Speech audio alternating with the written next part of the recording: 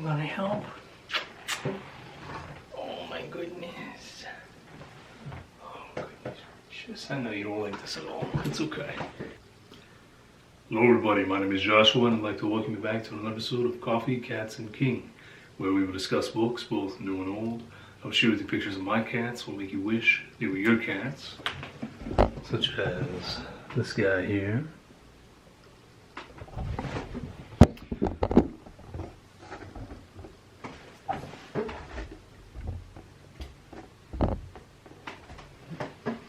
And now drink enough coffee for me and everybody watching.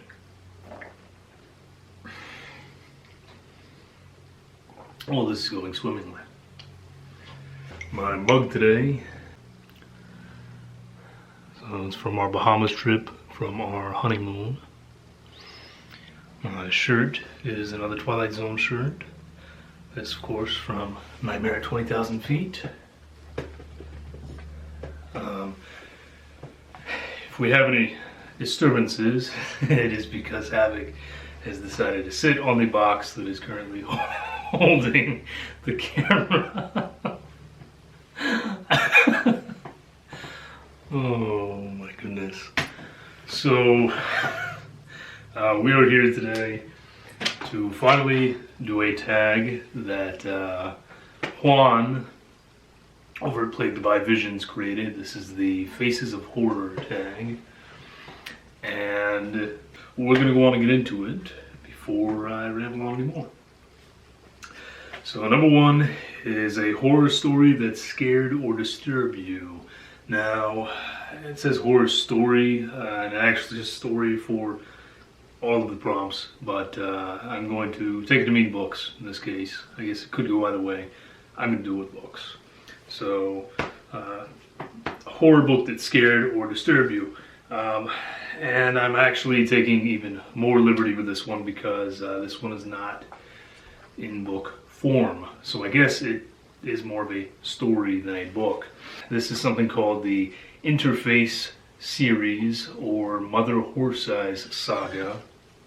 And this came about from an anonymous Reddit poster. So one day this gentleman in a very random thread posts this rather lengthy narrative that no one really understood. They just thought it was very eerie and strange and unsettling, and they didn't know anything else about this guy. And then in a totally separate thread, something again not related to books or horror or anything like that, he posts another one and posts another one, and he keeps doing that in all these different areas. And finally someone starts piecing it together and puts the stuff together, and you come up with the Mother Horse-Eyes saga.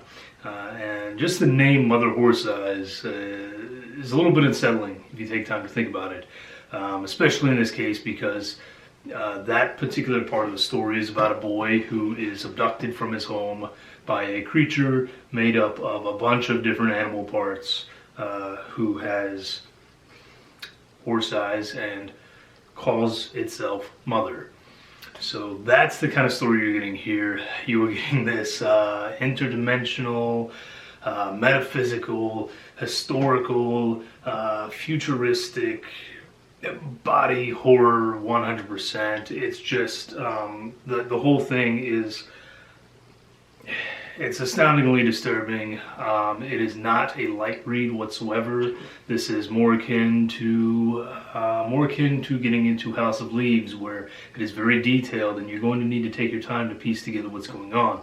That said, the Mother Horse-Eyes saga absolutely has the power to disturb, to frighten, and to scare, and I would suggest trying to find the full piece online if someone out there is looking for something very different and they're willing to devote some time to it. It is well worth it. Now, number two is a horror that depressed you or made you cry. Alright, so I'm again taking some liberties here. This is not strictly horror. That said, I think that within the confines of real life, this can absolutely be considered a horror, especially considering that it was definitely a real case for many. And the book I'm talking about is Johnny Got His Gun by Dalton Trumbo. And this book is about a World War I soldier who, who is fighting. He ends up in an explosion and ends up in a hospital where he's basically just been blown to bits. His mouth has been blown apart. He can't can't function as a human being anymore, cannot communicate in any way, but he is alive and well in his mind, and so he is basically going through the horrors of day to day, knowing that he is just a partial piece of human meat at this point, and the nurses and doctors are doing everything they can to keep him alive, despite the fact that all he wants to do is die. And I'm going to let that sink in for a moment. I don't think I need any more explanation there. If you've not read this book, and you're in for a very, very traumatic experience. Number 3 is a horror that made you laugh. I picked one that is a serious horror, or a little more serious, but that definitely has some humor involved, and is a very solid thriller and horror as well. That is Jack Kilbourne's Afraid. This very well-known novel and kind of part of an interconnected series, but this one takes place in a small town. Starts off with a helicopter crash over this little lake, and the couple that live at the little house on the lake, they see it, they hear it, well, they don't think anything of it, they go to bed, and the wife is awoken in the middle of the night by sounds. She realizes that someone is in the house with her. Someone is down there, sounds like, messing around in the kitchen, and her husband's not there, and she doesn't know where her husband is. Well, in the dark, this man comes up to her, and she starts feeling something hit her on the face. Well, she reaches out, and this gentleman is throwing popcorn at her, basically to try and wake her up and get her to react to the fact that he is there in her bedroom. And then he very ruthlessly slaughters her. But the popcorn throwing scene, every time I've read this book, and it has been many, it always makes me laugh. And maybe that's a little sadistic, I don't know. But just picturing this man casually sitting there in a chair beside the bed, tossing popcorn at this woman's face, and just enjoying himself before he takes a knife to her. It's disturbing, but it's kind of extremely dark and funny at the same time. And then on the side of just straight out horror comedy, I'm going to talk about a book that I have mentioned before, but people just haven't read, that is Camp McClane. And this is a love letter to the horror movies that we all know and love.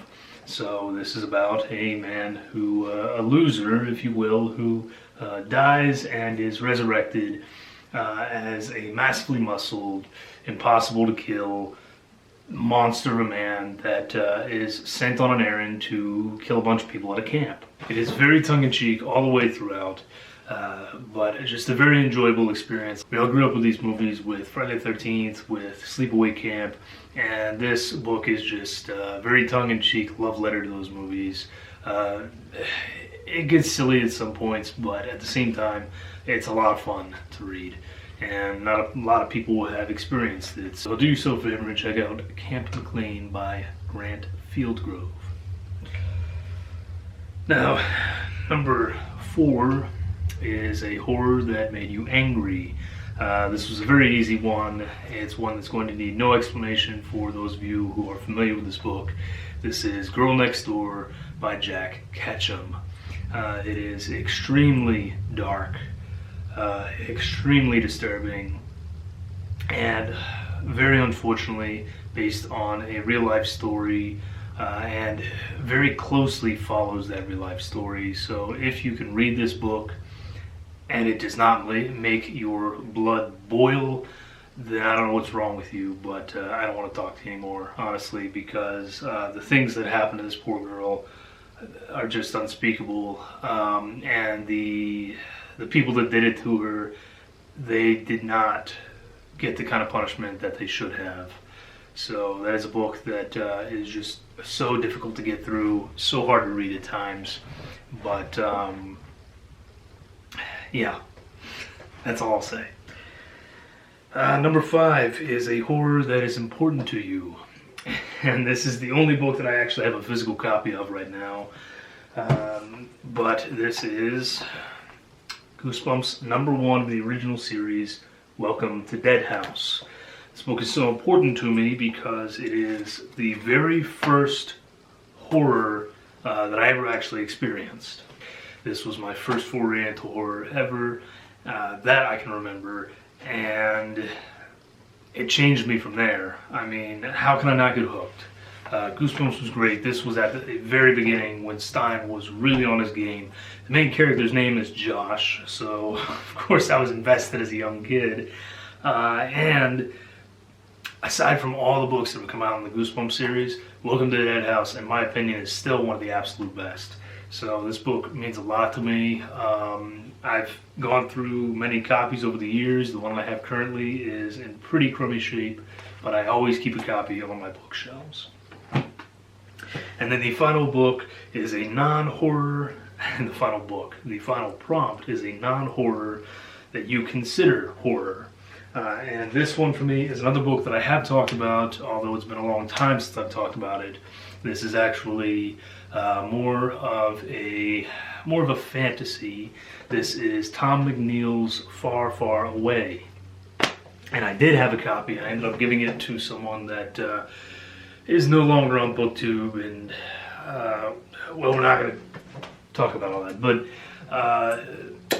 Far, Far Away is, like I said, it's more of a fantasy. Takes place in this small town where things are very whimsical, very idyllic, if you will. And our main character is this teenage boy who is basically haunted by the ghost of a famous individual. I'm not going to say whom, because I want you guys to read this and enjoy it and experience it for yourselves.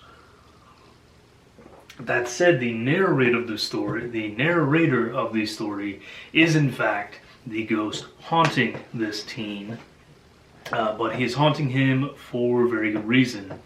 Now, as I said, this book is closer to fantasy, closer to a fairy tale, really, more than anything. It is a fairy tale. But at a particular point in the book, things get very dark.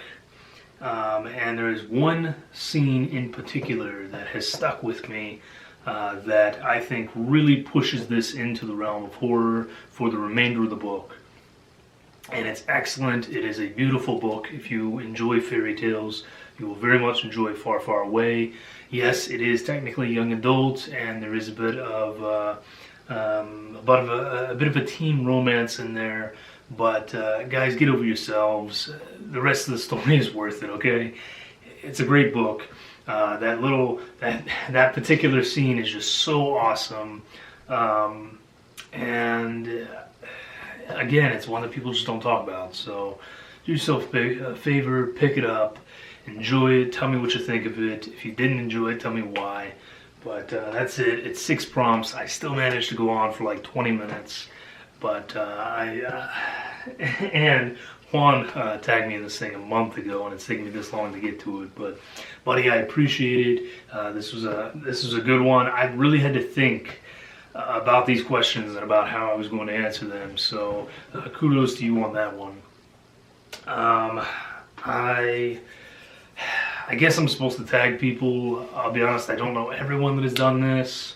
I know I've seen Alex do it. I've seen Juan do it, of course. I've seen Regina do it.